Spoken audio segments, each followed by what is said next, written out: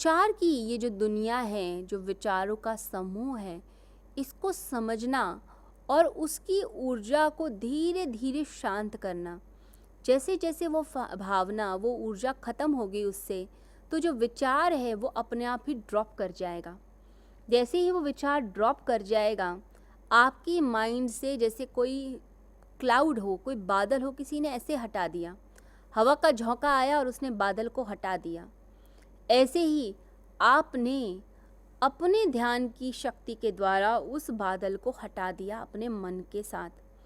मन में अब वो बादल नहीं है, मन में बादल नहीं है, सिर्फ मन में एक साफ आसमान, यानी सिर्फ थिंकिंग है, थॉट्स नहीं, विचारना है, विचार नहीं। तो आपका मन एकदम शांति की तरफ चलता चला जाएगा। अपने मन की भूमि को शांत कीजिए। जैसे किसी किसान ने खेती करी हो और बहुत सारे और दूसरे पौधे उगाएं, वीड्स उगाएं। अब वो वीड्स हैं, जो ऐसे पौधे हैं जो जंगली हैं, हमें नहीं चाहिए, हम उठाकर उन्हें उखाड़ के बाहर फेंक देंगे। जो चाहिए हम उन्हें ही उगाएंगे। ऐसे ही मन में जो विचार हम चाहते हैं हम उन्हें ही रखेंगे, जो नहीं चाहिए हम उन्हें हटा देंगे। हम अपनी दैविक संपदा को बढ़ाएंगे, आसुरी संपदा को क्यों बढ़ाएं। हम अपने अंदर सुंदर गुलाब के फूल लगाएंगे, अच्छे गुणों को उगाएंगे। हम क्यों अंदर ऐसे जंगली पौधों को लगाएं जो विष देते हों, कांटे देते हों, दुख देते हों। लोगों की आदत है कि कांटों को भी सींचते हैं और फिर जब घायल हो जाते हैं फिर कहते हैं कि हे परमात्मा, तूने मेरे साथ ऐसा क्या किया। परमात्मा कुछ नहीं कर रहे, आपने ही अपने साथ बुरा कर रखा है। अपने आप को खुद ही सुधारिए। तो ये जो मन में विचार हैं, इन्हें हमें कंट्रोल करना है। पहले इन्हें देखना है, धीरे धीरे इनकी ऊर्जा शक्ति को शांत करना है। जैसे ही माइंड से एनर्जी शांत होगी, आपकी ऊर्जा हृदय में आएगी। आपने नोट किया होगा, कभी कहीं आप घूमने जाएं, किसी लेक के किनारे, या आप बोटिंग कर रहे हैं। बोटिंग करते करते आसपास बड़ा सुंदर दृश्य, इतना सुंदर आसमान, ऊपर से हल्की हल्की पानी की बूंदें भी गिर रही हैं। नीचे सुंदर सा जल है, ऊपर पानी की बूंदें गिर रही हैं, और इतना सुंदर एटमॉस्फेयर, आसपास फूल ही फूल दूर से दिखाई देते हैं। तो ऐसा लगता है इतना मनोरम दृश्य, व्यक्ति कुछ देर के लिए ऐसा हो जाता है जैसे वहीं उस दृश्य में ही रम गया। आपके पास शब्द नहीं होते बोलने के लिए, आप कुछ बोल नहीं पा रहे, लेकिन आप दिल से महसूस कर पा रहे हैं कि कितना अच्छा है। आपके मन में भी विचार नहीं आ रहा अच्छा है, लेकिन आप फील कर रहे हैं उस अच्छाई को, फील कर रहे हैं आप उस जल के स्पर्श को। आप जब बोट में बैठे हैं और अपने हाथ से उस जल को स्पर्श करते हैं, तो स्पर्श की शीतलता जो आपके हाथों को महसूस होती है वो इतनी प्यारी है कि लगता है बस मैं इस जल पे ही हाथ लगा के रखूं। इतनी शांति मिल रही है। और ऐसे ही ऊपर से जो बूंदें गिरती हैं वो भी मुझे कितना शांत करती हैं। जब वो मेरे माथे पे गिरती हैं, मेरे सर पर गिर रही हैं, छोटी छोटी बरखा की बूंदें, तो व्यक्ति का मन एकदम शांति की तरफ जाता है। ऐसे सारे विचार चले जाते हैं। फिर उस समय ना तो कोई ऑफिस याद आता, फिर ना उस व्यक्ति को कोई घर का कोई दुख याद आता, ना परेशानी। वो बस अपने ही एक खुशी में, एक आंतरिक खुशी में चला जाता है। लेकिन अगर आप उस फीलिंग को तुरंत शब्दों में बयां कर देते हैं, तुरंत आपने बोल दिया, तुरंत आपके दिमाग में आ गया, तो आप ये समझ लीजिए कि वो जो शब्द बन गया, जो फीलिंग थी वो, यानी वो ऊर्जा मन में चली गई। आपने कहना ही नहीं, आपने सिर्फ महसूस करना है। किसी व्यक्ति के साथ हम बैठे हैं और बड़ा अच्छा लगता है, किसी हम सद्गुरु के पास गए, उनके प्रवचन चलते हैं। अब प्रवचन चलते हुए जो बताया जा रहा है, जो ऊर्जा दी जा रही है, उस ऊर्जा को अपने दिल से ग्रहण करने की कोशिश कीजिए कि दिल में वो ऊर्जा आए, वो फीलिंग आए। फिर उस समय व्यक्ति कुछ बोल नहीं पाता।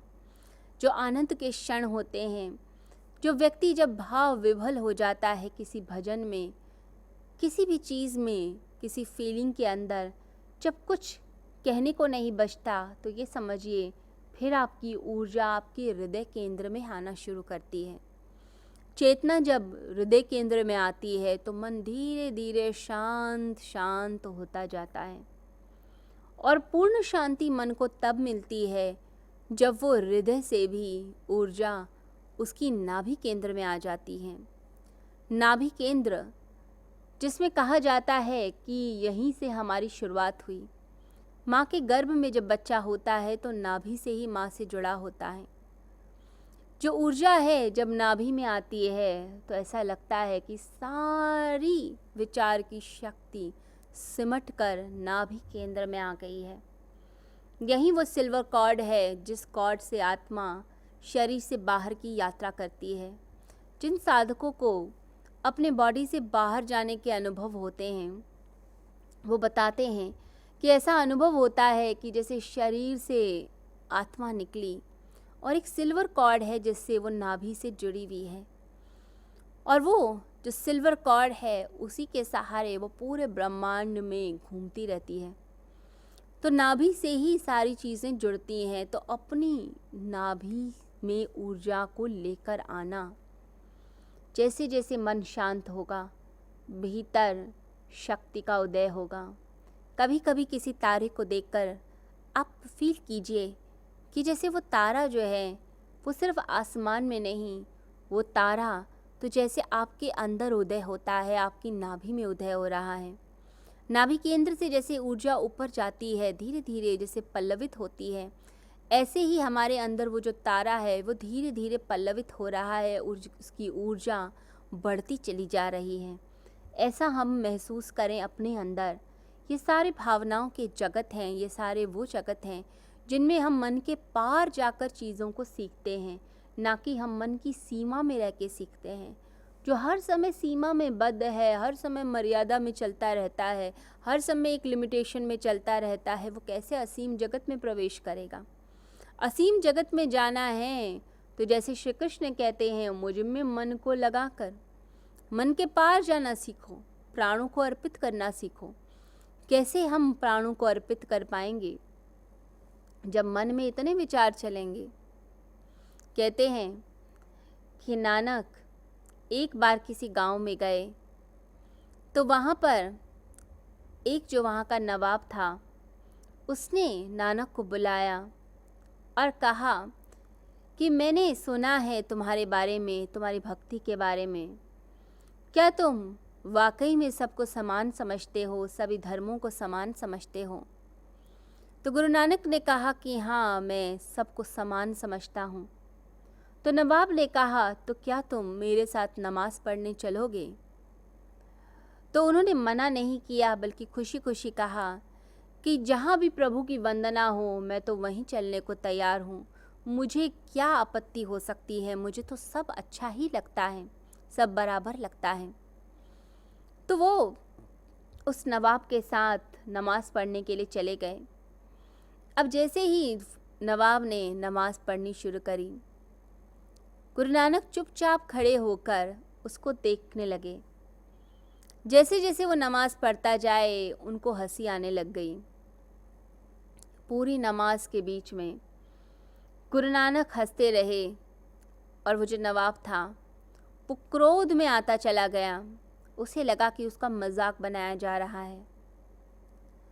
तो जब नमाज से उठा तो उसने गुरु नानक को कहा कि आपने तो कहा था आप नमाज पढ़ेंगे, आपने तो इबादत ही नहीं करी बल्कि मेरा मजाक बनाना शुरू कर दिया। आप बताते हैं कि सब समान है परंतु आपको देखकर तो लगता नहीं। तब गुरु नानक ने कहा कि आप नमाज पढ़ कब रहे थे? आप तो सिर्फ एक फॉर्मेलिटी पूरी कर रहे थे। आपके अंदर तो कुछ और विचार चल रहे थे। आप ऊपर ऊपर से तो भगवान का नाम ले रहे थे लेकिन अंदर ही अंदर तो कोई और ही चीज़ चल रही थी। अंदर तो आप काबुल पहुँचे हुए थे और वहाँ पर घोड़े खरीद रहे थे। तो नवाब को एकदम से शौक लगा। उसने कहा कि आपको कैसे पता चला? मेरे अंदर बहुत समय से ये विचार चल रहा है कि मुझे काबुल जाकर वहाँ पर घोड़े खरीदने हैं। तो गुरु नानक बोले कि मैं नमाज ज़रूर अदा करता अगर तुमने भी अदा की होती। तुमने भी प्रार्थना की होती, परंतु तुम तो प्रार्थना कर ही नहीं रहे थे। तुम्हारा मन कहीं और था, और ऐसा व्यक्ति जिसका मन कहीं और होता है और बैठा है भगवान के दर पर, वो भगवान के दर पर नहीं बैठा होता। वो तो वहीं बैठा होता है जहाँ उसका मन है। ये याद रखिए, जहाँ मन वहीं समझ लीजिए आप प्रेजेंट हैं। तन कहीं भी हो उससे फ़र्क नहीं पड़ता।